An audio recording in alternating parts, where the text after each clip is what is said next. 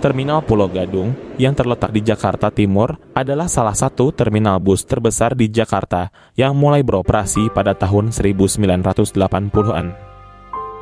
Awalnya, terminal ini dirancang sebagai pusat transportasi modern untuk menghubungkan Jakarta dengan kota-kota di Pulau Jawa dan Sumatera. Namun, seiring waktu, kawasan ini terkenal sebagai sarang premanisme.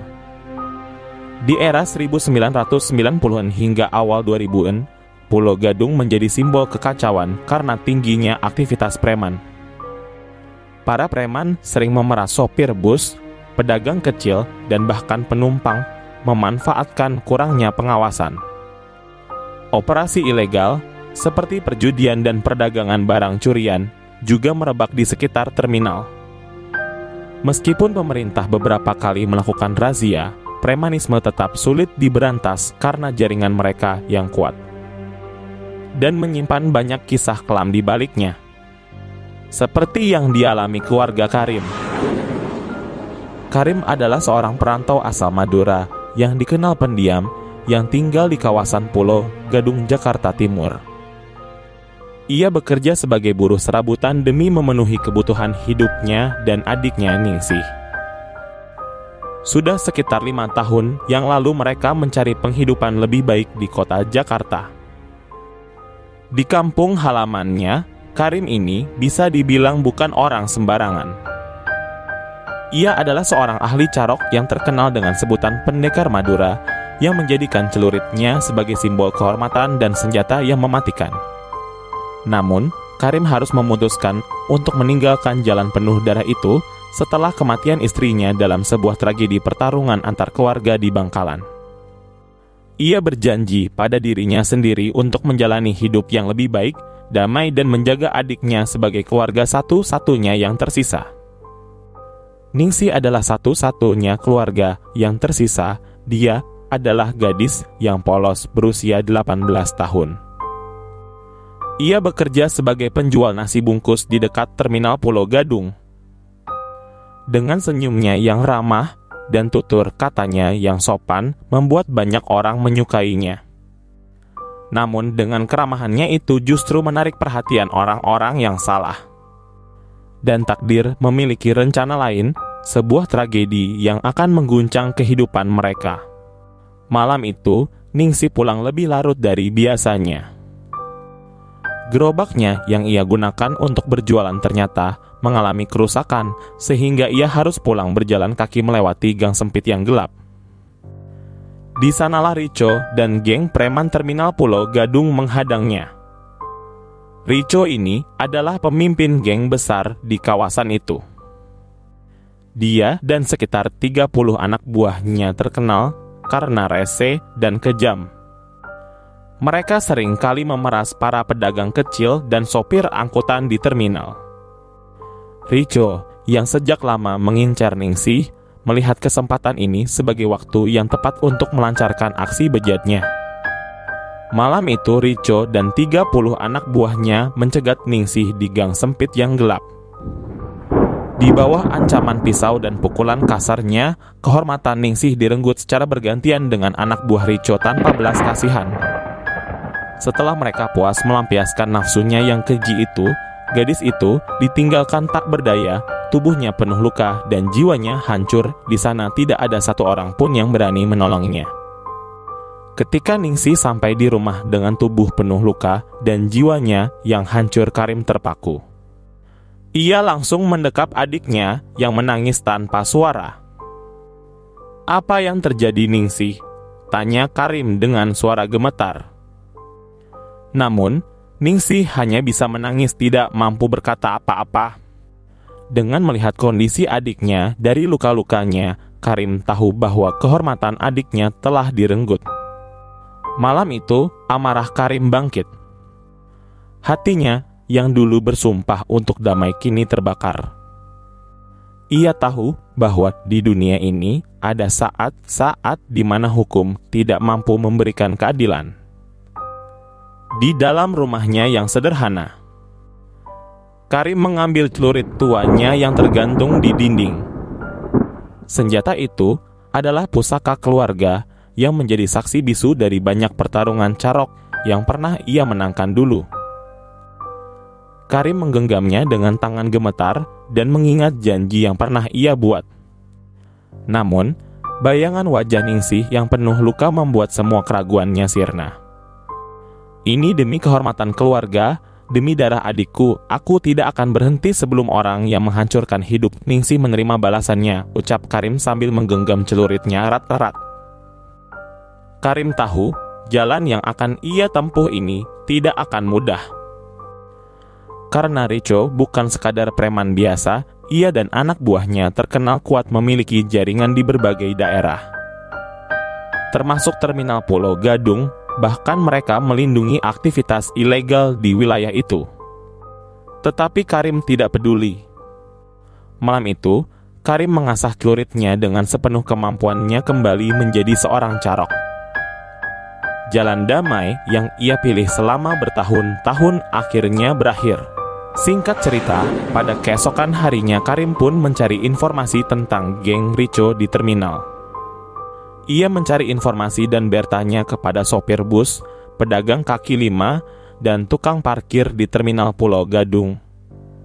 Setelah semua informasi didapatkan, Karim mulai menyusun rencana untuk memburu mereka satu persatu. Korban pertamanya adalah Ento, salah satu anak buah Richo yang sering berkeliaran di malam hari. Karim mengintainya di sebuah warung kopi, menunggu saat yang tepat. Ketika Ento berjalan pulang melewati gang sepi, Karim menyergapnya. "Siapa yang menyuruhmu menghancurkan hidup adikku?" tanya Karim dengan suara dingin.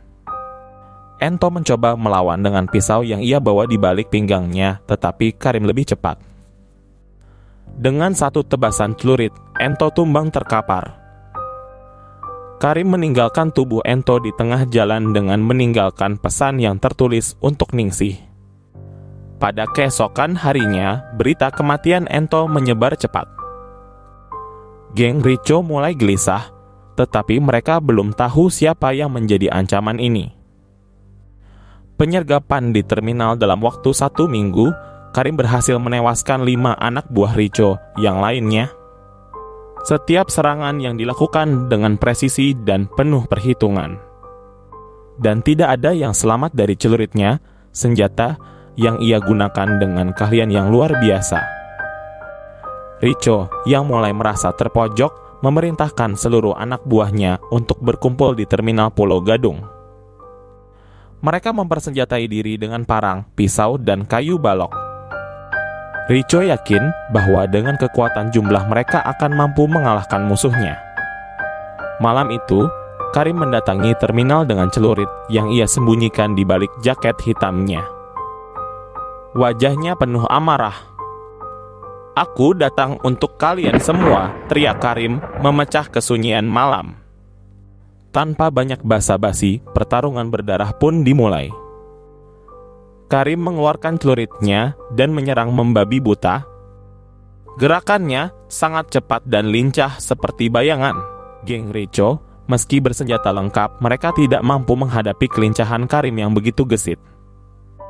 Dalam waktu yang singkat, satu persatu anak buah Richo bertumbangan, tubuh mereka bersimbah darah dengan leher yang menganga. Terminal Pulau Gadung berubah menjadi arena pembantaian. Richo yang ketakutan melihat anak buahnya tewas, ia mencoba berusaha melarikan diri ke gang sempit di belakang terminal.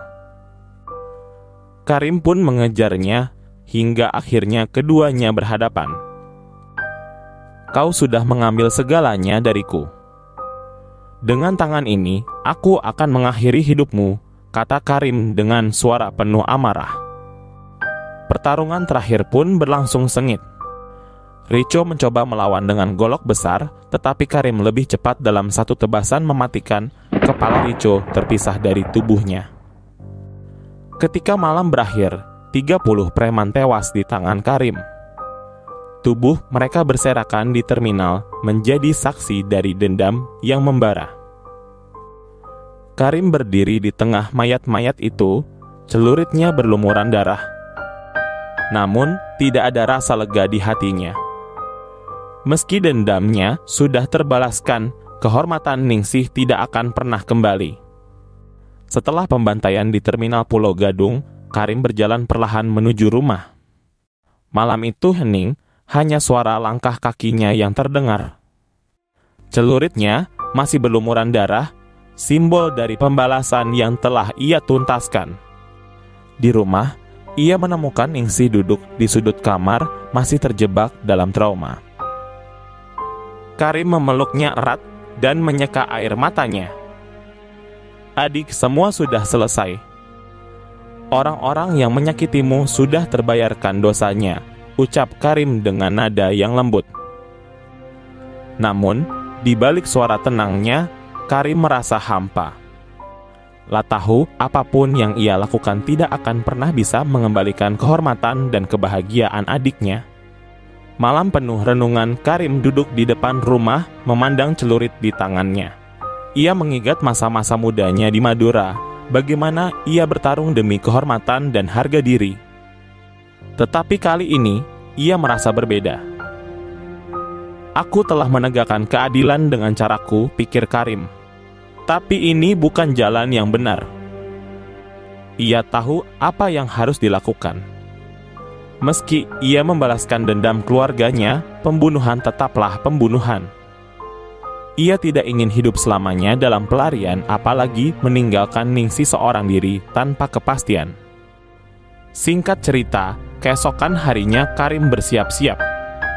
Ia mencuci celurit pusaka leluhurnya dan membersihkan darah yang masih menempel, lalu menyimpannya di tempat semula.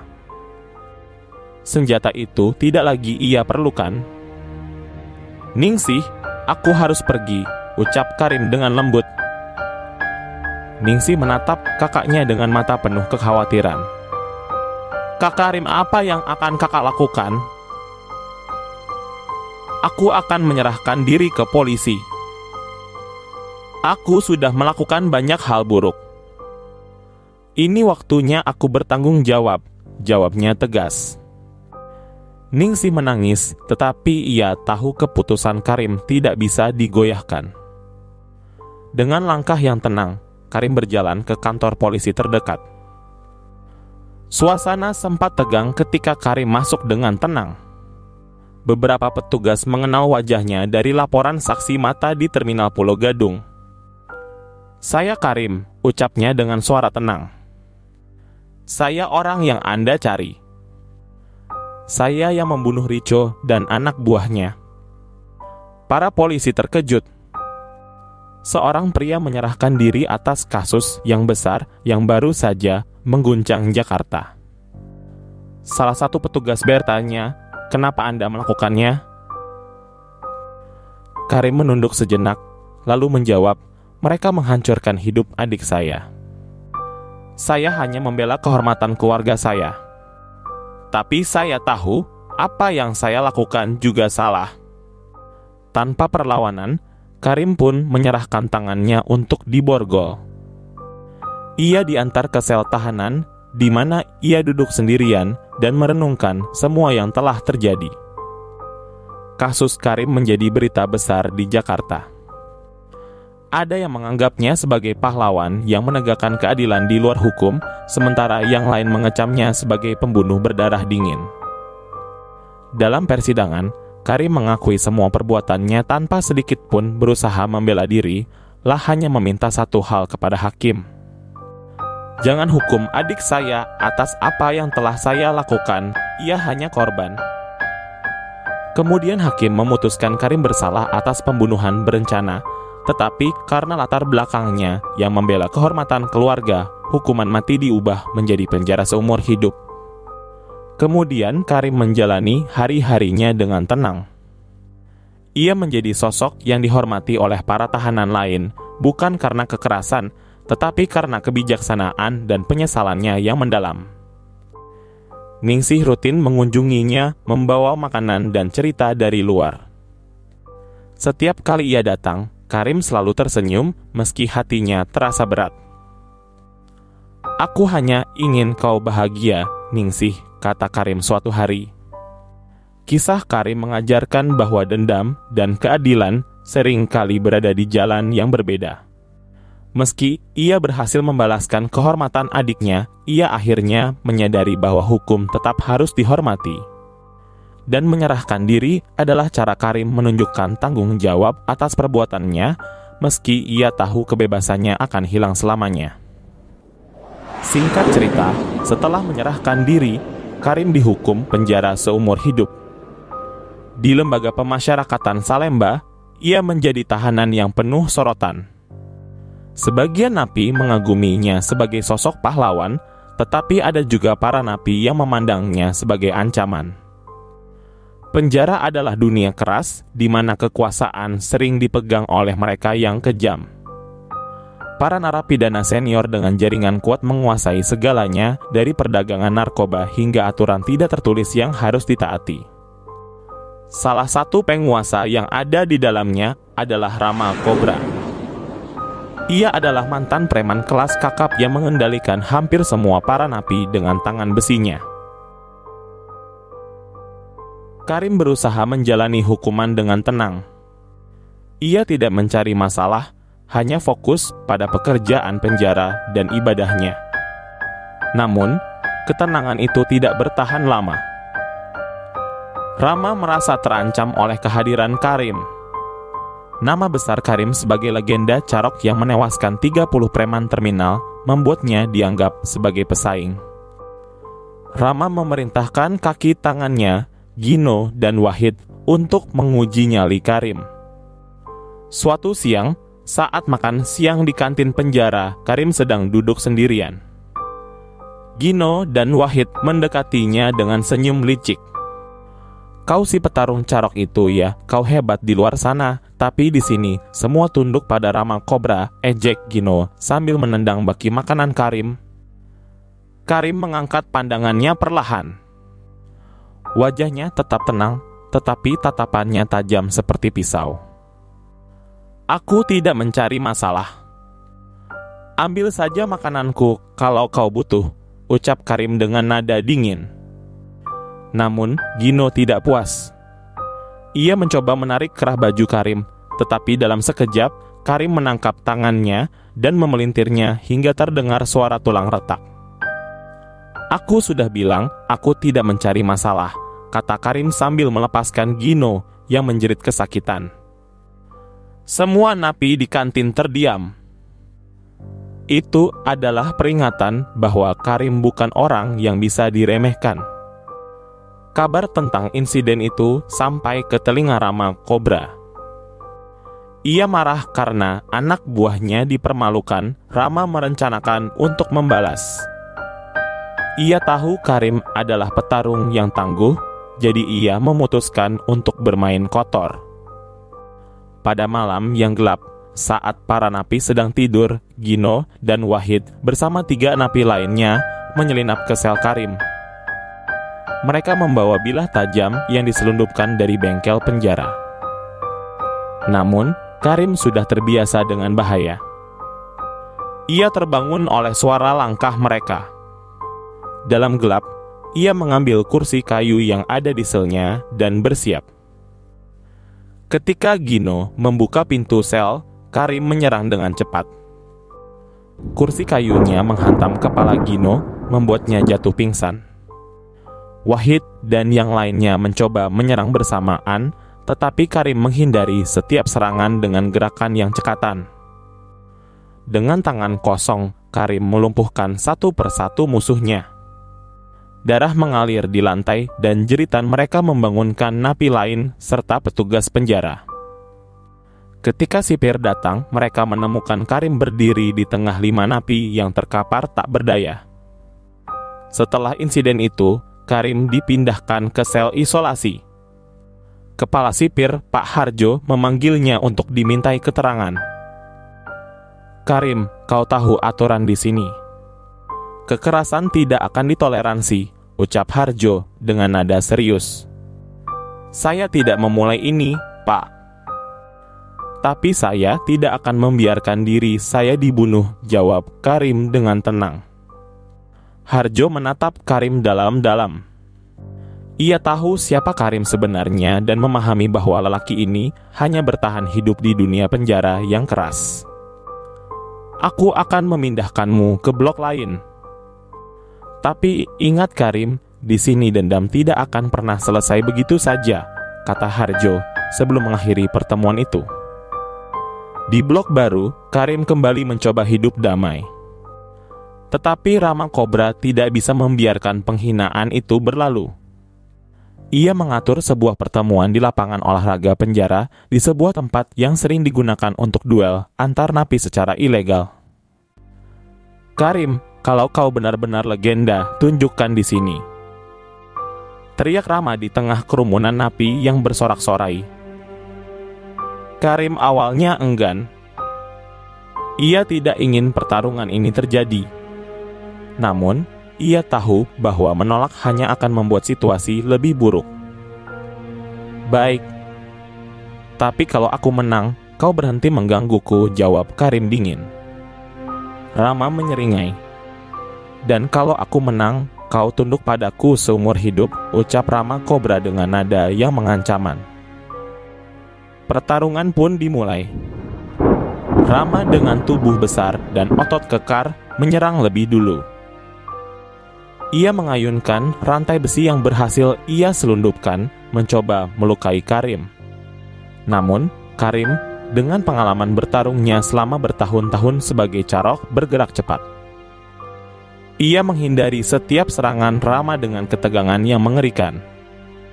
Ini bukan hanya soal kekuatan Rama. Ini soal kehormatan, ucap Karim sebelum melancarkan serangan balik. Dengan gerakan cepat, Karim memukul tangan Rama hingga rantai besinya terjatuh. Ia kemudian menggunakan teknik kuncian untuk melumpuhkan Rama dan membuatnya tersungkur di tanah. Aku tidak ingin membunuhmu.